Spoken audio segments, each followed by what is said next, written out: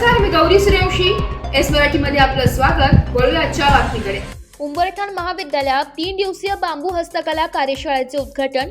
सावित्रीबाई फुले पुणे विद्यापीठ कौशल्य विकास केंद्र आणि डांग सेवा मंडळ नाशिक संचलित कला व वाणिज्य महाविद्यालय उंबरठण यांच्या संयुक्त विद्यमाने 3 दिवसीय बांबू हस्तकला कार्यशाळा आयोजित करण्यात आली. प्रत्येकजण आपली सृजनशील कल्पनाशक्ती वापरून बांबूपासून शेकडो वस्तू तयार करू शकतो. सध्या प्लास्टिकच्या वस्तू बाजारात मोठ्या प्रमाणात उपलब्ध आहेत, मात्र या पर्यावरणास हानिकारक आहे. म्हणून येणाऱ्या काळात बांबू हस्तकलेपासून बनवलेल्या वस्तूंना प्रचंड महत्त्व येणार आहे. त्यामुळे ही बांबू हस्तकला जास्तीत जास्त विद्यार्थ्यांनी आत्मसात करून आपले व्यवसाय सुरू करावा असे आवाहन डांग सेवा मंडळ नाशिक संस्थेचे अध्यक्षा श्रीमती हेमलता बिडकर यांनी याप्रसंगी केले.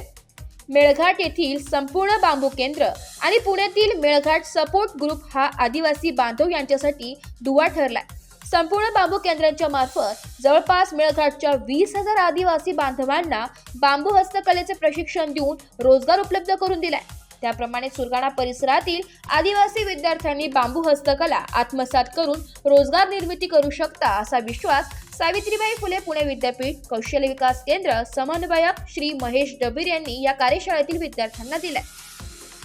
बांबूपासून बनवलेल्या शोभेच्या वस्तूंना शहरात प्रचंड मागणी आहे. त्यामुळे या हस्तकलेतील व्यवसायाच्या संधी ओळखून एक नवा उद्योग सुरू होऊ शकतो असे मत महाविद्यालयाचे प्रभारी प्राचार्य डॉक्टर एकनाथ आहेर यांनी मांडले. मेळघाट येथील संपूर्ण बांबू केंद्र प्रशिक्षक श्री महेंद्र पवार व सौ ममता पवार यांनी विद्यार्थ्यांना बांबूपासून वेगवेगळ्या वस्तू प्रात्यक्षिक स्वरूपात बनवून दाखवल्या. या कार्यशाळेचे उद्घाटन सत्राचे सूत्रसंचालन प्राध्यापक तुळशीराम चौधरी यांनी केले, तर प्राध्यापक किशोर काळे यांनी आभार प्रदर्शन केले.